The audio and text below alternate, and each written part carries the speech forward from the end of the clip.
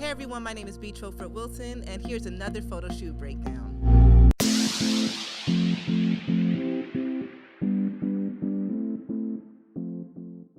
Now, for this shoot, I had the amazing opportunity to do a media day for Canada's national women's soccer team right before they played in the She Believes Cup.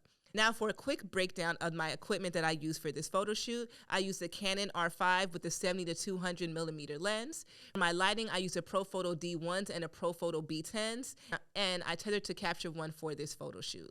So let's get into the lighting. Whenever you're doing media days for a professional team, sometimes you don't have that much creative freedom because the assets that they need are very, very crucial. So for instance, for this photo shoot, they already had photographed the men's team. So they needed the photos of the women's team to look as similar as possible. In the briefing, they described where they wanted the shadow to fall on the subject's face, where they wanted the shadow to fall on the background. So luckily with that information, it was easy to light because I knew exactly what they were going for.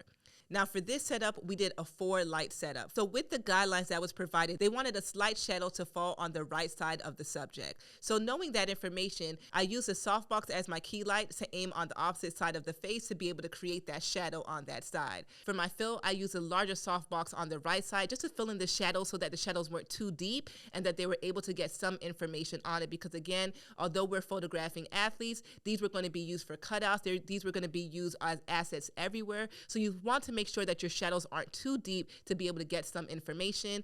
And for the backlights, I had 2 Profoto B10s, one on each side aimed towards the background to soften the shadows that were happening on the background as well. Now that we're done with the lighting, I want to touch on something very, very important as an entrepreneur and as a freelancer. Stay ready so you don't have to get ready. So for this shoot, I had the amazing opportunity to work with Canada's national soccer team.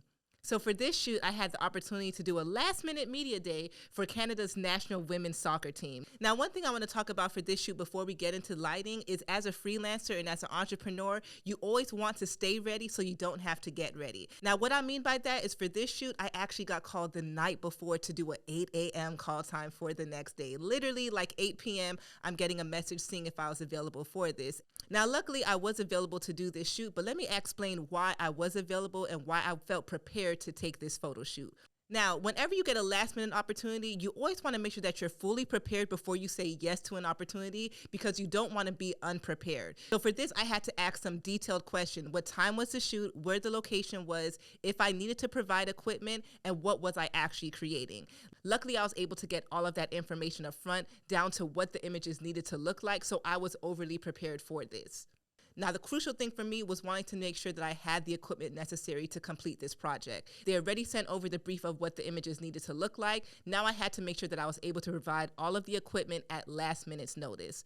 Luckily for me, I am a studio owner, so I had access to backdrops as well as studio lighting equipment that I needed to be able to successfully do this shoot. Now, if I didn't have that equipment on hand, throughout the years, I've been able to build relationships with other photographers as well as rental companies. So in case I needed to do a last-minute rental or a last-minute pickup, I knew that I had other places that I could actually outreach to. Whether it was reaching out to other local photographers, asking if I can rent their equipment, whether it's calling some rental houses for last-minute pickups like PPR Atlanta that I've built a great relationship with over the years, or even using platforms like ShareGrid to reach out to other creators to rent their equipment quickly.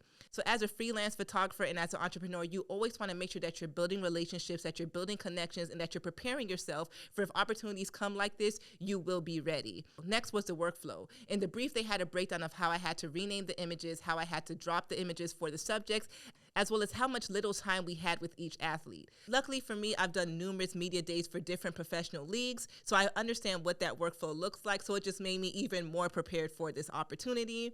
And luckily for me, I was able to bring on a photo assistant that doubled as my photo assistant and digital tech to just make this workflow nice, fast, and easy. So again, stay ready so you don't have to get ready. Make sure that you are building relationships. Make sure that every test shoot that you do is a practice for a real-world opportunity.